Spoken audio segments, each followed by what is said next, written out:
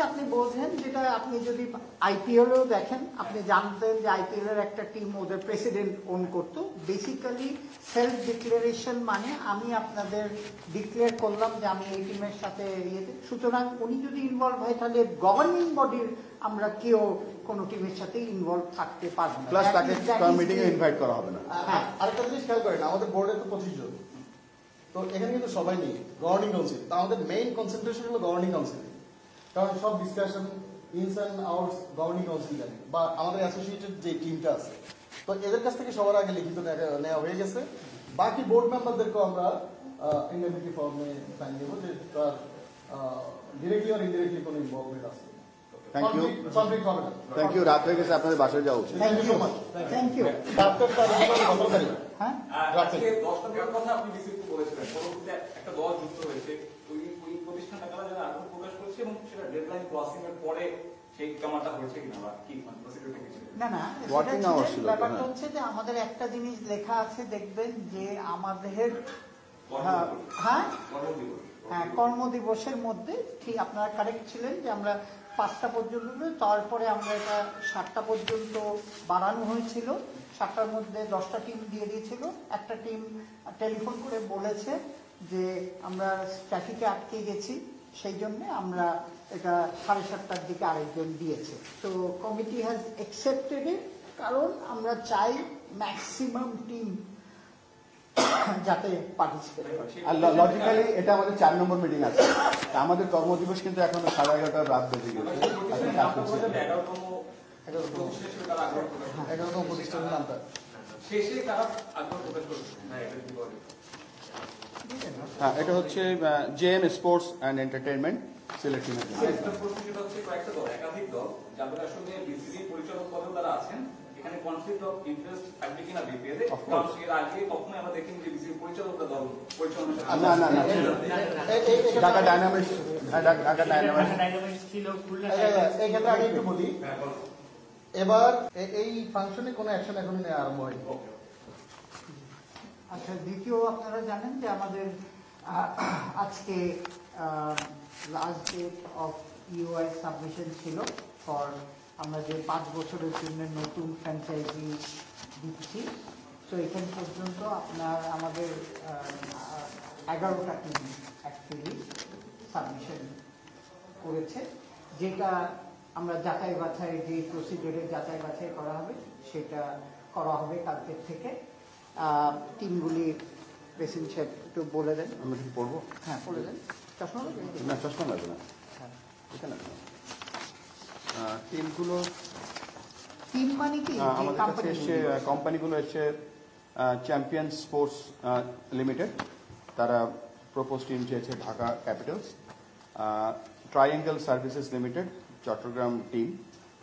SQ Sports Enterprise Limited, Chattogram Kings. First SS Enterprise Private Limited, FSS, Comilla ফাইটার্সের জন্য তারা নাম চেয়েছে। টগি স্পোর্টস লিমিটেড, তারা আমাদের রংপুর রাইডার্সের জন্য। 6 নম্বরে বাংলা মার্ক লিমিটেড, নোয়াখালী টিমের জন্য। Mindfree Limited and Rupshi Concrete Product Limited, তারা খুলনা টিমের জন্য। আকাশবাড়ি হলিডেজ অ্যান্ড রিসোর্টস, তারা বরিশাল টিমের জন্য। দেশ ট্রাভেলস রাজশাহী টিমের জন্য।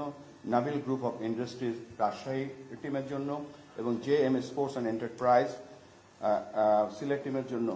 এই 11টা ইউআই আমরা পেয়েছি, এবং পাওয়ার পরে আমাদের যে ক্রাইটেরিয়াগুলো আছে সেই ক্রাইটেরিয়াগুলো আমরা ফলো করছি, এবং আমরা নেক্সট স্টেপ ইজ আমরা কালকে পর্যালোচনা করব তাদের যে ইনস্ট্রুমেন্টগুলো এসছে সেগুলো নিয়ে, এবং ডে আফটার টুমরো 30 তারিখে আমরা তাদেরকে ইন্ডিভিজুয়াল ইন্টারভিউ করার জন্য আমরা ডাকবো। সো এনিথিং ফাইম ভাই, মিঠু ভাই, সাফর ভাই, পাইলট ওয়ান্টস টু অ্যাড?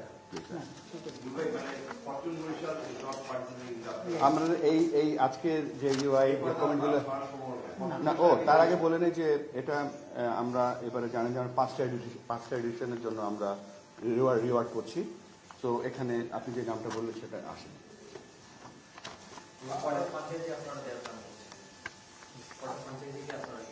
আমাদের মিনিমাম 5টা, এখন depends on the financial instrument and আমাদের যে খেলার যে উইন্ডোটা আছে এটার উপর বিবেচনা করে দেওয়া হবে। বেসিক্যালি আমরা সবসময় বলেছি যে সাকত ভাই যেটা বলেছে যে আমরা পুশ করব না, যে জোর করে কাউকে নিব না, তারা যদি কোয়ালিফাই করে ফাইন্যান্সিয়ালি, হ্যাঁ, সেটাতেই নিব। নট অনলি ফাইন্যান্সিয়ালি, আমাদের যে এলিজিবিলিটি ক্রাইটেরিয়াগুলো আছে সেই ক্রাইটেরিয়াগুলো সিরিয়াস স্ট্রিক্টলি আমরা ফলো করছি।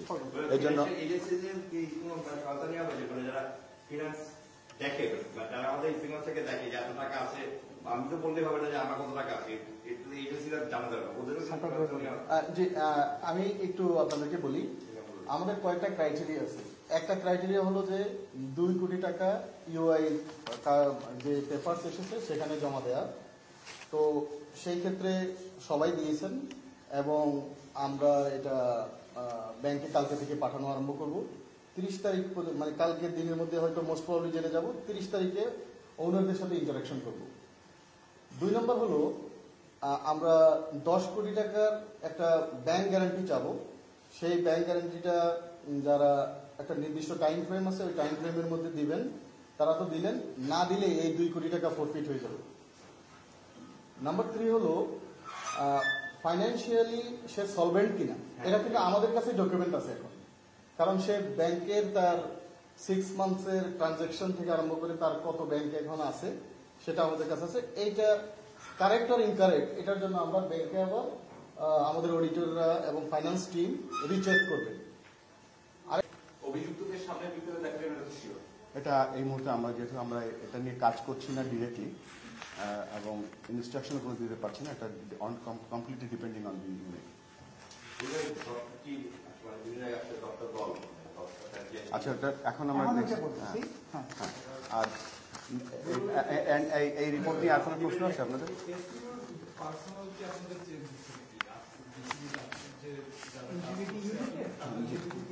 ইউনিট চেঞ্জ হচ্ছে তো, ইন্টিগ্রেটেড ইউনিটের চেঞ্জ হচ্ছে, আপনারা জানতে পারবেন।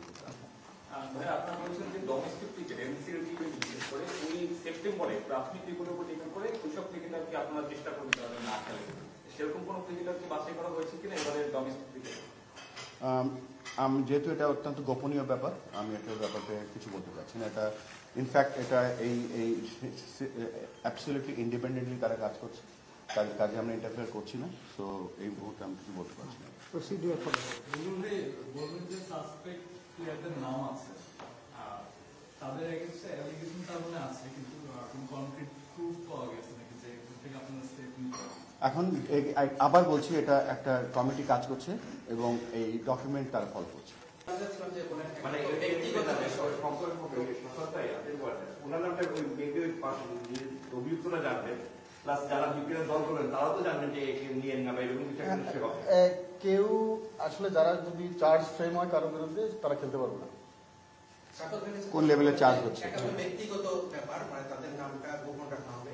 তো তাদের নাম যদি গোপন রাখা হয়, পরবর্তীতে আরো যারা ক্রিকেটার আছে তারাও কিন্তু সাহস পেয়ে যাবে যে আসলে কোনো কিছু আমাদের নাম প্রকাশ হয় না বা কোনো কিছু সামনে আসে না। দেখেন, ওই অথরিটি কিন্তু বোর্ডের নেই কারো নাম প্রকাশ করা। এটা ইভেন্চুয়ালি সে যখন খেলতে পারবে না, আপনারাও বুঝবেন, সবাই বুঝবে। আমরা কিন্তু আদালত না, ইউ শুড আন্ডারস্ট্যান্ড দিস। এবং তাদের প্রত্যেকেরই ইন্ডিভিজুয়াল রাইট আছে, হিউম্যান রাইটস আছে, এগুলো আছে। সো একটা পার্টিকুলার খেলা নিয়ে সে যদি কোনো কিছু করে থাকে এবং চার্জ যদি ফ্রেম হয়, সেক্ষেত্রে ওই ইন্ডিভিজুয়ালকে খেলা থেকে দূরে রাখা হবে, নট যে সে তার নাম প্রকাশ করে। এটা নিয়ে আমাদের হুয়া করার কিছু না। তবে না, শাকত ভাইয়ের সাথে অ্যাড করি যে eventually depending on the charges, কার বিরুদ্ধে কতটুকু অ্যাকশন ইন্টেন্সিফাই কিরকম হয়, সে তখন অটোমেটিক সব বের হয়ে যাবে। এটা কি একটু ক্লাউডের হয়ে যাচ্ছে না ব্যাপারটা, যে হয়তো একটা প্লেয়ারকে এমনিতেই ডোমেস্টিকে ঠিক করা হচ্ছে না, ন্যাশনাল টিমে ট্রান্সফার কোনো কারণ নেই, কিন্তু ওই প্লেয়ারটা আসলে এটার সাথে জড়িত না। আমি একটু যুক্ত Player can be. যেমন সোহাগ Player can গাজীকে be. এবার ফার্স্ট দুই লেগে নেওয়া হয় না, বাট নোবডি নোজ যে অ্যাকচুয়ালি রিজন। না, এটা আমি ক্লিয়ার করি। মিডিয়া এভাবে ডাউট ক্রিয়েট করে যে তাকে হয়তো ওই কারণে নেওয়া হয় না, এটা সিলেক্ট, দেখেন এই যে আমাদের যে দলগুলো করা হয়, এগুলো দল পিক করা হয় আমাদের ন্যাশনাল সিলেক্টররা এই কাজটা করে। So this was not selected by the selectors, this is not related to anything else, probably fitness, probably. So this is nothing to do with this action. এবং ইন্টিগ্রিটি কমিটি ইন্ডিপেন্ডেন্ট প্রধান হলে Alex martial জি। আর বলবো আকসু রোলটা এখানে থাকে আকসু রোলটা যে normal যে কাজগুলো আমাদের ক্রিকেটকে প্রোটেক্ট করার জন্য যা যা কাজ করা সব করবে তারা।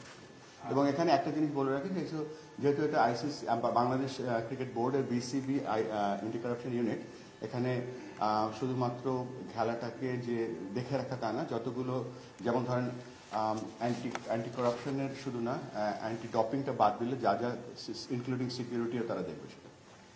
আসলে যেহেতু বলিউডটা 900 পিক্সেল, মানে ইউ ফিল দ্যাট বিপিএল এর সামনে বিপিএল এর আগে এটা যে একটা কোনো ইয়ে করতে হবে, মানে যেটা নিতে হবে। অফকোর্স এটা বলে রাখছি এই জন্য যে আমরা এই কাজটা ইনফ্যাক্ট গত 1 মাস আগে থেকে এই কাজটা শুরু করে দিয়েছি। আমাদেরকে যখন সেপ্টেম্বরের মাঝামাঝি প্রথম যে রিপোর্টটা দিয়েছিল উইথ ফিউ সাসপেক্টেড নেমস, এবং সেইটা অনুযায়ী আমরা তাদের সাথে ইন্টারভিউ বা কাজগুলো শুরু করে দিয়েছি। আমাদের যে আইসিসি বিসিবি যে অ্যান্টি কারাপশন ইউনিট তারা কাজ শুরু করে দিয়েছে। একটা হলো যেহেতু ক্রিকেট ইন্টিগ্রিটি একটা ইম্পর্টেন্ট ইস্যু যেটা নিয়ে আমরা কথা বলছি, সেই ক্ষেত্রে ইন্টিগ্রিটিটা ঠিক আছে কিনা সেটাও আমরা খবর নিব, এবং লিগ্যাল ফ্রেমওয়ার্কে ল অফ দ্য ল্যান্ডে ইম্পর্টেন্ট কোন কোন আসপেক্ট খেলার সাথে ইনভলভ সেটাও আমরা খেয়াল করব। এবং আপনাদেরকে একটা কথা বলি, আমরা আমাদের বিটার এক্সপিরিয়েন্স আছে এই মনিটারি সাবজেক্টটা নিয়ে, তো সেই জন্য আমরা to protect the image of our board, also to protect the image of the country, এবং খেলোয়াড়দের যে টাকাটা বা যারা যারা স্টেক হোল্ডার আছে সেগুলোকে প্রোটেক্ট করার জন্য আমাদের এই initiatives. This is first time you এর সাথে আমরা ফ্রান্সাইজি ফি নিয়ে নিয়েছি। আরেকটা কথা হলো যে অনেকে অনেক নামে টিম চেয়েছেন, যেমন আপনি বললেন ফরচুন বরিশাল, এখানে উনি আরেক নামে চেয়েছেন। এই নামগুলি বোর্ড ঠিক করে দিবে, এবং বোর্ড এটাকে আমরা ট্রেডমার্ক করে নিব, এই নাম আর কেউ চাইলেই চেঞ্জ করতে পারবে না। উনি যখন টিমটা নেবেন এই নামেই নিতে হবে, মানে franchise will not be eligible to change the name. যেমন ধরেন আপনি যে কোনো একটা ইন্টারন্যাশনাল ব্র্যান্ডের কথা বলেন, আপনি ফ্র্যাঞ্চাইজি নেবেন, আপনি ব্র্যান্ডটা চালাবেন, not you can change the name. তো সেই রকম কিছু প্রভিশন রেখে আমরা রাইজরাসলি এটা চালাচ্ছি।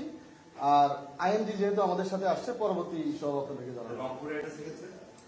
এটা আমরা সিদ্ধান্ত মানে সবগুলোই সিদ্ধান্ত নেব, এবং with the interaction of the owners আমরা তাদের সাথে বসে, এটা কিন্তু এরকম না যে আমরা will take a one sided decision, will talk and interact with them. এটা উইন উইন ব্র্যান্ড করার জন্য। কারণ হলো কি, যেমন ধরেন একদিন আপনার হলো ঢাকা ক্যাপিটাল, আরেকদিন ঢাকা রাইডার্স, আরেকদিন আরেক রকম, এরকম যদি না হয়, so whoever comes in the board 5 থেকে 10 বছর 20 বছর পরেও যেন এই নামটাই থাকে, এবং এটা একটা ব্র্যান্ড ভ্যালু ক্যারি করে। সাথে আমি জাস্ট অ্যাড করি এখানে আমাদের ইন্টেনশন যেটা, একটা ফ্র্যাঞ্চাইজি এখানে আসছে, there is investing a huge amount of money. 5th ইয়ারে বা 3rd ইয়ারে বা 4th ইয়ারে গিয়ে বলতে পারে যে yes my franchise is getting some profits. So এটা একটা অন্যতম কারণ to give them longer term এডিশনটা দেওয়া, এটাই আমাদের মেন প্ল্যান। সো দ্যাট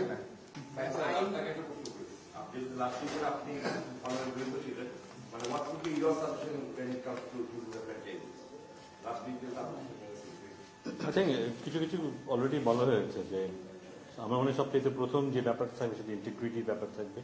একটা বিষয় যেটা আলোচিত হয়নি সেটা হচ্ছে যারা ফ্র্যাঞ্চাইজি নিবে তাদের ক্রিকেটিং থিঙ্কিংটা কেমন, তারা ক্রিকেট নিয়ে কি চিন্তা ভাবনা করে, আমরা ইন্টারভিউয়ের মধ্যে দিয়ে সেটা বোঝার চেষ্টা করব।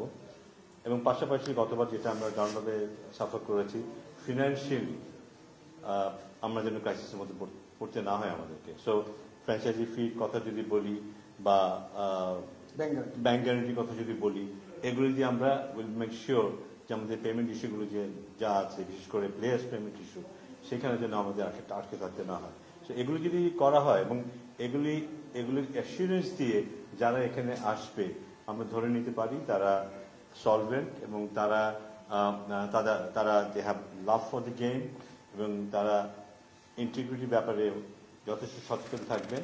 এবং পাশাপাশি ইউ অল নো যে ইন্টিগ্রিটি ইস্যুতে আমরা কিন্তু এবার অনেকগুলো স্টেপ নিচ্ছি, শুধু জিরো টলারেন্স অনেকগুলো স্টেপ নিচ্ছি। আমরা আইসিসিকে ইনভলভ করছি, আমাদের নিজস্ব ইন্টিগ্রিটি ইউনিট যারা ছিলেন ওখানে পরিবর্তন আনছি। উইল মেক শিওর যে এখানে যেন অবাধ, যা আমরা দেখেছি অতীতে তেমন যেন হওয়ার সুযোগ না থাকে। এবং যেহেতু আমরা গত বছরের অভিজ্ঞতা আমাদের আছে, will definitely try to make sure এটা যেন যত কমানো যায়, এটা নিয়ে যেন কেউ আগের মতো এভাবে ভাবতে না পারে যে আমি যা খুশি তাই করতে পারবো, এমন যদি ভাবনার কোনো সুযোগ না থাকে। আর আমি এক্সপেক্টিং, ব্যক্তিগত I am very excited, I am expecting যে এই জায়গাটায় আমরা বিশাল একটা পরিবর্তন দেখতে পাবো এবং এবারে বিপিএলটা বোধহয় ইন রিলেশন টু প্রিভিয়াস বিপিএলস অনেক স্বচ্ছ হবে, অনেক বেটার কোয়ালিটি হবে। আইএমজির সাথে চুক্তি সম্পূর্ণ হয়েছে কিনা বা কত বছরের জন্য আইএমজি আছে? আপনারা হয়তো জানেন যে আমাদের 5 ইয়ার্সের জন্য দিচ্ছি আমরা এবার, এবং আমরা কিছু কিছু বেনিফিট তাদেরকে দিচ্ছি। যেমন আমরা 30% গ্রাউন্ড ডিজিটাল মিডিয়া থেকে 15% বোথ চিপের 30% রাইট তাদেরকে দিয়ে দিচ্ছি, so that they can go to their sponsors এবং তারা এটা চালাতে পারেন এখানে in gesture, in good way, not in a monetary basis.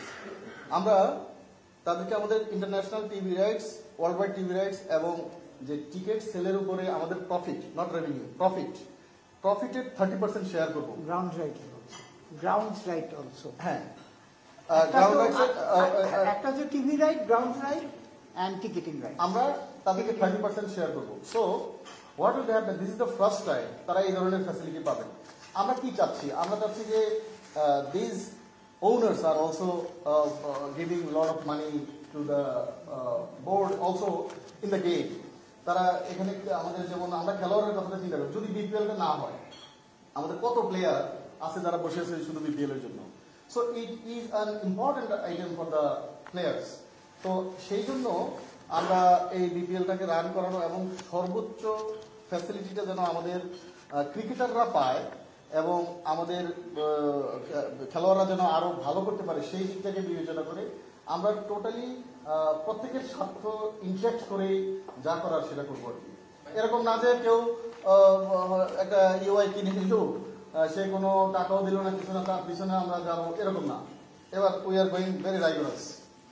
ব্যাপারটা হচ্ছে আপনারা জানেন যে আমরা আইনজির সাথে আমাদের প্রিভিয়াস বোর্ড মাহবুবান সাহেব অনেক দূর এগিয়ে নিয়ে গিয়েছিলেন, কিন্তু এগুলি এখন যেটা হচ্ছে এটা শর্ট টার্মের জন্য, এটা 3 বছর তো হচ্ছেই, সাথে একটা আমরা এই 2 মাসের জন্য আমরা স্পেশাল আলাদা একটা এগ্রিমেন্ট করছি, যেটা অ্যাকচুয়ালি এই নেক্সট 1 সপ্তাহের মধ্যে আপনারা দেখবেন সই হয়ে গেছে। আর দের বি অন এই বিপিএল থেকে জি জি থ্যাংক আর ইউ। একটা লাস্ট হলো আপনাদের,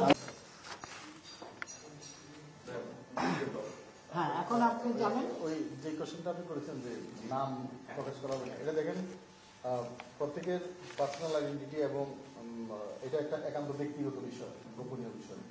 সো আমাদের যে ফার্দার কমিটিটা ওরা চার্জ ফ্রেম করলে সেটা ইন্টারনালি কমিউনিকেট করা হবে, কোনো মিডিয়া বা পাবলিশিতে কোনো কারো নাম আসবে না, বাট মেবি এটা ওই ইন্ডিভিজুয়াল জানবে।